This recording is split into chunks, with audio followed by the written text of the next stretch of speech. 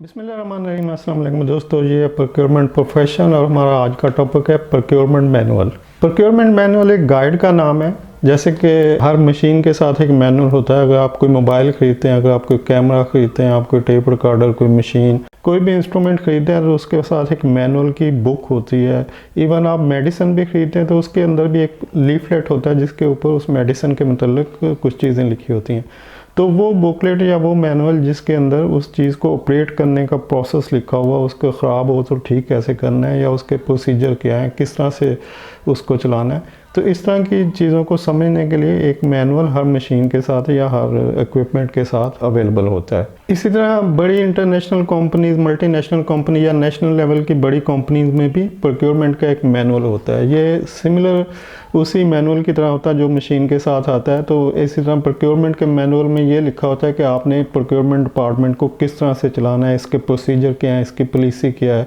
यानी ये एक रिटन स्टेटमेंट होती है ऑर्गेनाइजेशन की तरफ से कि आपने जो भी प्रोक्योरमेंट का काम करना है उसके लिए ये प्रोसीजर अवेलेबल है, तो आपने इस प्रोसीजर को अडॉप्ट करते हुए उस काम को करना है।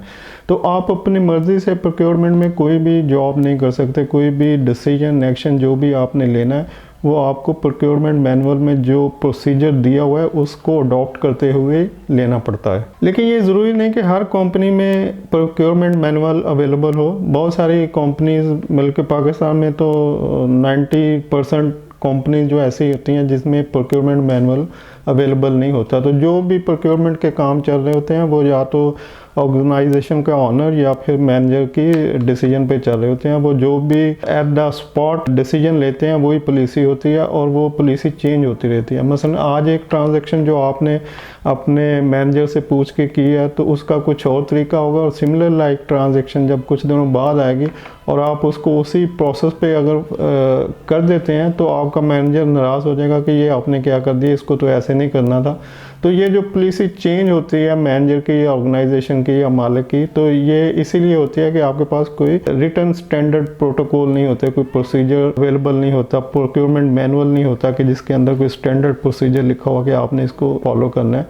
तो इसलिए इस तरह के प्रॉब्लम्स जहाँ पर मैनुअल नहीं होता वहाँ पर फेस करने पड़ते हैं। प्रोक्योरमेंट होने का क्या फ़ायदा हो सकता है और ना होने का क्या नुकसान हो सकता है, इसको मैं एक बहुत आसान सी मिसाल आपको समझा देता हूँ कि एक ऑर्गेनाइजेशन में कंपनी के ऑनर ने तमाम एम्प्लॉइज़ को अलाउ किया कि अगर वो 5 बजे छुट्टी हो जाती है तो अगर वो 8 बजे तक बैठते हैं, किसी काम की वजह से कुछ अर्जेंसी या कुछ और ज़रूरत है उनके बैठने की, तो अगर वो 8 बजे तक बैठे रहते तो उनको रात का खाना जो है ना वो एज ए एंटरटेनमेंट अलाउ किया जाता है। तो हर बंदा जो कि 8 बजे तक बैठे नेक्स्ट डे अपना 500 रुपये का बिल क्लेम कर सकता है, यानी कि वो 500 रुपये तक का खाना खा सकता है। तो अब हुआ ये कि वो लोग जो कि शाम को लेट बैठते थे, 8 बजे तक बैठते थे, तो उन्होंने नेक्स्ट डे होटल का बिल 500 रुपये का लाना शुरू कर दिया, जो कि अकाउंटेंट ने पे करना शुरू कर दिया। और कुछ दिनों बाद अकाउंटेंट ने देखा कि बहुत सारे लोग एक ही तरह की चिट्ठे ला रहे हैं, यानी कि एक ही बिल होता है और वो एक ही हैंड राइटिंग है, एक ही होटल के बिल हैं और मुख्तलिफ लोग उसको कैश करवा रहे हैं। तो वो मालिक के पास गया, उसने कहा सर ये तो फ्रॉड हो रहा है, लोग जो 8 बजे तक बैठते हैं वो एक ही बिल ला रहे हैं और ये होटल एग्जिस्ट भी नहीं कर रहा। तो मालिक ने कहा ठीक है, आप ऐसा करो कि इनको रोक दो। तो जब मालिक ने ये कहा कि इनको रोक दो तो अकाउंटेंट ने उनको मशवरा दिया कि सर क्यों ना ऐसे कर लें कि हम एक प्रोसीजर बना लें कि जो भी बंदा 8 बजे तक बैठेगा वो बिल लाए ना लाए उसको 500 रुपये की एंटरटेनमेंट अलाउ है, वो खुद रख ले, घर जाके खा ले, या उसको 500 रुपया अलाउ कर दिया जाए। तो मालिक को ये बात समझ आ गई, उसने कहा हाँ ये तो बेहतरीन है, ठीक है, अगर लोग 8 बजे तक काम के लिए बैठते हैं तो आप उनको 500 रुपये की एंटरटेनमेंट अलाउ कर दें। तो अकाउंटेंट ने उनसे एक रिटर्न प्रोसीजर टाइप किया, उसको साइन करवाया और उसको पॉलिसी का हिस्सा बना लिया।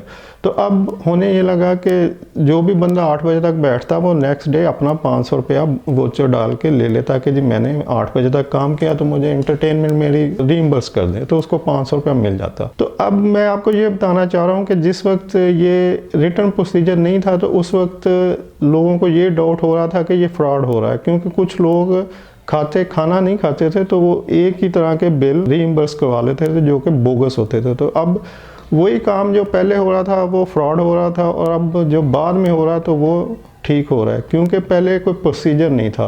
पहले भी कंपनी की तरफ से, मालिक की तरफ से लॉ था कि आप 500 रुपये का खाना खा सकते हैं, अब भी लॉ है। लेकिन अब भी एक रिटर्न प्रोसीजर है कि आप खाना खाएं ना खाएं, अगर आप 8 बजे तक बैठते हैं तो आप 500 रुपया रिइम्बर्स करवा सकते हैं। और ये रिटर्न हो चुका है, अब ये प्रोसीजर बन चुका है। लेकिन पहले कोई प्रोसीजर नहीं था, कोई रिटर्न सूरत में कुछ अवेलेबल नहीं था, तो इसलिए कोई भी डाउट कर सकता था। कोई ऑडिटर डाउट कर सकता है, अकाउंटेंट कर सकता है, तो वो देखते थे कि ये तो एक ही तरह के बोगस बिल आ रहे हैं, तो ये तो फ्रॉड कर रहे हैं लोग। तो फ्रॉड में और ठीक होने में या गलत होने में बहुत सा स्लाइटली डिफरेंस होता है, जिसको हम डिफाइन नहीं कर सकते। तो आप जो भी कर रहे हैं वो किसी वक्त भी फ्रॉड भी प्रूव हो सकता है, और जबकि आप फ्रॉड नहीं कर रहे, लेकिन वो कोई भी बंदा प्रूव कर सकता है कि जी ये फ्रॉड हो रहा है, तो वही चीज़ ठीक भी हो रही है। तो अब ये जो कन्फ्यूजन है कि ये एक्चुअली फ्रॉड हो रहा है या ठीक हो रहा है, ये उसी वक्त आप प्रूव कर सकते हैं जब आपके पास कुछ रिटर्न प्रोसीजर हो, जब आपके पास SOP हो, कुछ रिटर्न फॉर्म में अवेलेबल हो कि जी ये देखें ये हमारी पॉलिसी थी, हमने इस पॉलिसी को फॉलो करते हुए इस काम को किया। तो मैनुअल जो है वो आपकी पॉलिसी होती है, SOP मैटर्स होते हैं, उसमें सब चीज़ें डिफ़ाइन होती हैं कि आपने कौन सा काम किस तरीके से करना है। उसमें डिपार्टमेंट की हिरार्की होती है, प्रोक्योरमेंट डिपार्टमेंट में कितने लोग होंगे और उनकी क्या क्या उनको रिस्पॉन्सिबिलिटी डेलीगेट की जाएंगी। तो हर आदमी अपनी उन्हीं रिस्पॉन्सिबिलिटी को उसी तरीके से शेयर करता है जो कि मैनुअल में लिखा होता है। तो जैसे पहले मैंने आपको बताया कि प्रोक्योरमेंट मैनुअल जो नेशनल लेवल की बड़ी कंपनी या मल्टीनेशनल है वहाँ तो लाजमी होता है, लेकिन उस वक्त इसकी और भी अशद ज़रूरत पड़ती है जब कोई छोटी कंपनी किसी प्रोजेक्ट फाइनेंसिंग में जाती है या कुछ फाइनेंसिंग लोन के लिए अप्लाई करती है, तो उस वक्त भी बैंक या जो फाइनेंसिंग एजेंसीज होती हैं वो आपके प्रोसीजर्स को डिमांड करती हैं कि आपकी प्रोक्योरमेंट कैसे हो रही है और आपके अदर जो डिपार्टमेंट्स है वो किस SOP और प्रोसीजर के तहत चल रहे हैं। तो उस वक्त भी प्रोक्योरमेंट मैनुअल की ज़रूरत पड़ती है। तो दोस्तों ये थी हमारी आज की इन्फॉर्मेशन प्रोक्योरमेंट मैनुअल के बारे में। उम्मीद है आप इसको अपने लिए मुफीद और इंफॉर्मेटिव समझेंगे। मिलते हैं नेक्स्ट वीडियो में। Till then take care and अल्लाह हाफिज़।